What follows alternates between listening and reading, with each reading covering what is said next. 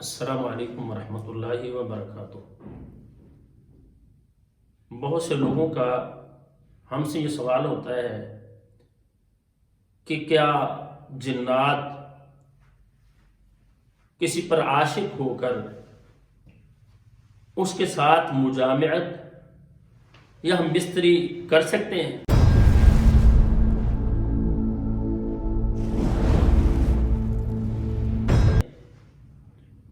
کیونکہ ہمارے معاشرے میں بہت سے لوگوں نے اس بات کو پھیلایا ہوا ہے، عاشق جنات کے نام پر بہت سارا دھوکہ اور جہالت ہمارے معاشرے کے اندر پھیلی ہوئی ہے، اور اس کی جو بنیادی وجوہات ہوتی ہیں لوگ اس کی طرف آنے کو تیار نہیں ہوتے۔ اب ایک عورت وہ یہ کہتی ہے میرے ساتھ ایسا معاملہ چل رہا ہے، ایک لڑکی ہے وہ یہ کہتی ہے مجھے ایسا نظر آتا ہے، میرے سامنے کوئی مرد آتے ہیں، میرے ساتھ مرد لیٹا ہوتا ہے، میرے ساتھ مجامعت کرتا ہے۔ تو ہم اس کی جو بنیادی وجوہات ہیں ان کی طرف نہیں جاتے، اور نہ ہی معالجین جو ہمارے معاشرے میں بہت زیادہ اس طرف لوگوں کو لے کر جا رہے ہیں کہ خوف پھیلایا جائے، جتنا خوف پھیلا دیا جائے گا اتنی بڑی کمائی لوگوں سے کی جائے گی۔ ان لوگوں نے اس چیز کو بڑا پھیلایا ہوا ہے۔ اب دیکھیں، سمجھنے کی بات یہ ہے، ایک بچی ہے جس کی عمر 25 26 27 سال 30 سال 35 سال ہو رہی ہے اور اس کی شادی نہیں ہو رہی۔ اب اگر اس کی شادی نہیں ہو رہی، اللہ رب العزت نے اس کے اندر خواہش رکھی ہے، جیسے بھوک ہماری ضرورت ہے۔ اب اگر کسی کو کھانا نہیں ملے گا تو وہ کیا کرے گا؟ وہ چوری کی طرف جائے گا۔ ہمارے ہاں جو آج کل چوری ہے اور اسی طرح سے لوٹ کھسوٹ اور دھوکہ دہی، اس میں بہت بڑی وجہ یہ ہے کہ لوگ معاشی طور پر پریشان ہیں، اور جب بندہ معاشی طور پر اب اس کو بھوک لگی ہے، اسے تو کھانا چاہیے، اسے کھانا نہیں ملے گا، ہم اسے جتنی بھی نصیحت کریں، اچھی اچھی باتیں سنائیں، وہ کہے گا مجھے تو بھوک لگی ہے۔ اب اسے اگر حلال طریقے سے نہیں ملے گا تو حرام کی طرف جائے گا۔ اللہ تعالیٰ نے انسان کے اندر یہ چیز رکھی ہے کہ انسان کی جیسا کہ بھوک ایک ضرورت ہے، اسی طرح سے یہ خواہش جو ہے، اس کی تکمیل یہ بھی اللہ تعالیٰ نے انسان کے اندر رکھی ہوئی ہے۔ اب رسول اللہ صلی اللہ علیہ وسلم نے، آپ کے صحابہ نے شادیاں کی ہیں، اور آپ علیہ السلام نے اپنی امت کو یہ حکم دیا ہے، انکحوا الایام منکم والصالحین من عبادکم و امائکم۔ قرآن ہے، اللہ تعالیٰ نے کہا ہے کہ جو تم میں سے بے نکاح ہیں ان کا نکاح کرو۔ نبی علیہ السلام نے فرمایا یا معشر الشباب من استطاع منکم الباءۃ فلیتزوج۔ آپ فرماتے ہیں نوجوانوں کے کرو، جو تم میں سے استطاعت رکھتا ہے اسے شادی کرنی چاہیے۔ اب شادی کی عمر گزر رہی ہے، اب وہ خیالات ذہن میں آتے ہیں، اور شیطان وہ کیا کرتا ہے، الذی یوسوس فی صدور الناس، وہ وسوسے پیدا کرتا ہے، اور وہ نفسیاتی مریض بندہ بن جاتا ہے، اور وہ سارا کچھ اس کو ایسے لگتا ہے جیسے اس کو نظر آ رہا ہے۔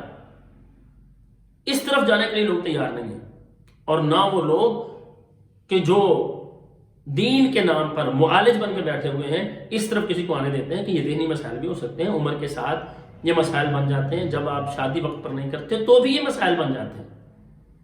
اسی طرح سے عورت ہے، اس کا خاوند 3 4 5 سال ہو گئے، وہ بیرون ملک گیا ہوا ہے کمائی کرنے کے لیے،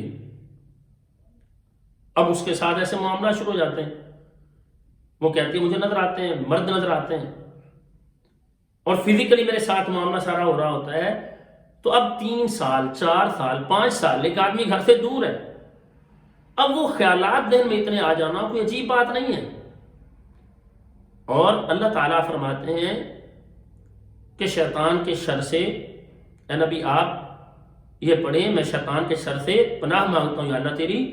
اور وہ شیطان کیا کرتا ہے، الذی یوسوس فی صدور الناس، جو لوگوں کے دلوں میں وسوسے ڈالتا ہے، من الجنۃ والناس، وہ جنوں میں سے ہو شیطان یا انسانوں میں سے، ان کے یہ بھی کام ہے کہ وہ دلوں میں وسوسے پیدا کرتے ہیں۔ اب وہ وسوسہ پیدا کرتا ہے شیطان، تو سارا کچھ ایسا لگتا ہے جیسے فزیکلی اس کے ساتھ ہو رہا ہے، ورنہ قرآن و حدیث سے ہمیں اتنا تو ملتا ہے کہ جن انسان کو، مرد کو، عورت کو، یا حدیث میں ہر پیدا ہونے والا بچہ اس کو کچوکا لگاتا ہے، اس کو چھو سکتا ہے۔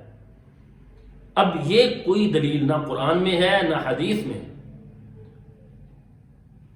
کہ شیطان، جنات، انسانوں میں سے جو عورتیں ہیں ان کے ساتھ مجاملت کر سکتے ہیں، اس کی کوئی دلیل نہیں ہے۔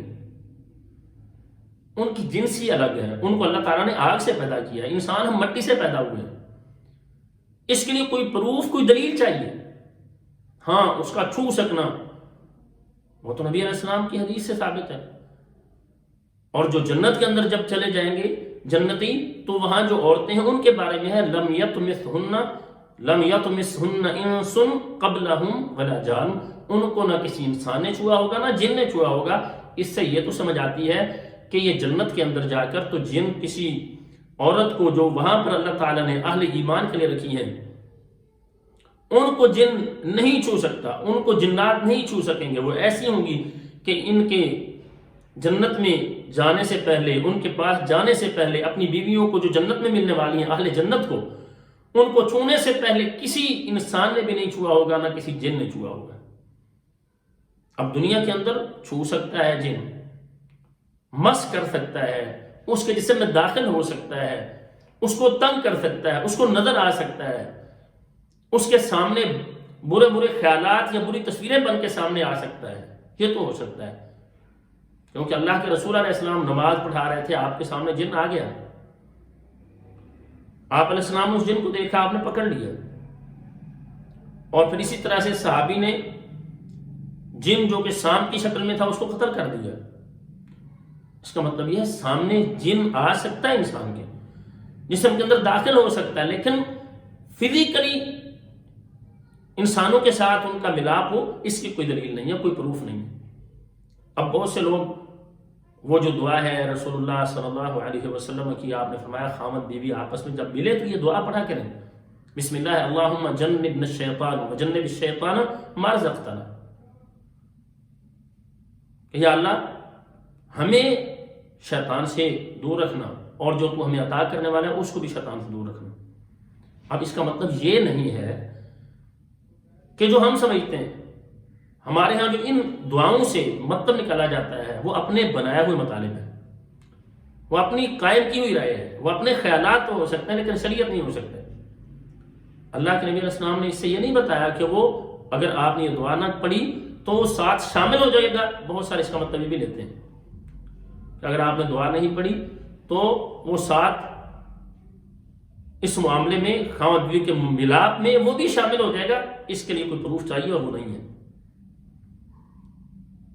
اور اسی طرح سے بندہ جب واش روم میں جاتا ہے قضاء حاجت کے لیے، رسول اللہ صلی اللہ علیہ وسلم نے جو دعا سکھائی ہے، بسم اللہ اللہم انی اعوذ بک من الخبث والخبائث، یا اللہ میں خبیث جنوں اور جنیوں کے شر سے تیری پناہ چاہتا ہوں۔ اب اس کا مطلب کیا ہوا کہ کوئی وہاں پر موجود جن چمٹ کر تکلیف نہ دے دے۔ مرد کو بھی تکلیف دے سکتے ہیں، عورت کو بھی دے سکتے ہیں، بچی کو بھی دے سکتے ہیں، کسی بچے کو بھی تکلیف دے سکتے ہیں، لیکن اس سے یہ کوئی دلیل نہیں ملتی کہ جنات فزیکلی انسانوں کے ساتھ ہو سکتے ہیں، مجاملت ہو سکتی ہے، جنیاں مردوں کے ساتھ اور انسانوں میں سے جو مرد ہیں، اور جو جنات میں سے مرد ہیں وہ انسانوں میں سے جو عورتیں ہیں ان پر عاشق ہو کر ان سے مجاملت کر سکتے ہیں۔ اس کی کوئی دلیل نہیں، یہ وساوس ہے، یہ تخیلات ہیں، یہ خیالات ہیں جو شیطان پیدا کرتا ہے، اور وہ یہ کر سکتا ہے۔ ہاں، اب اس کے لیے کرنا کیا چاہیے؟ اس کے لیے رسول اللہ صلی اللہ علیہ وسلم نے جو اذکار بتائے ہیں ان کا اہتمام کیا جائے، اپنی بچیوں کی شادیاں وقت پر کی جائیں، اپنے بچوں کی شادیاں وقت پر کی جائیں، ورنہ یہ بیماریاں بن جاتی ہیں اور ایسے خیالات ذہن میں پیدا ہونا شروع ہو جاتے ہیں اور وہ یوں لگتا ہے جیسے حقیقت ہو رہی ہے۔ اور ہم کس چکر میں رہتے ہیں؟ ابھی بیٹا اس کی جاب نہیں ہے، ابھی اس کی تعلیم مکمل نہیں ہوئی۔ اگر اس کی تعلیم مکمل نہیں ہے تو کیا اس کو بھوک نہیں لگتی؟ جیسے اس کو بھوک لگتی ہے، جیسے اسے لباس چاہیے، جیسے اسے باقی ساری چیزیں اس کی ضرورت ہے، اسی طرح سے یہ بھی اس کی ضرورت ہے۔ دولت نہ ہو کسی کے پاس تو اس کا مطلب یہ نہیں کہ اسے شادی کی ضرورت نہیں ہے. تعلیم اگر مکمل نہیں تو اس کا مطلب یہ نہیں ہے کہ اس کو شادی کی ضرورت نہیں ہے، وہ مرد ہو یا عورت ہو.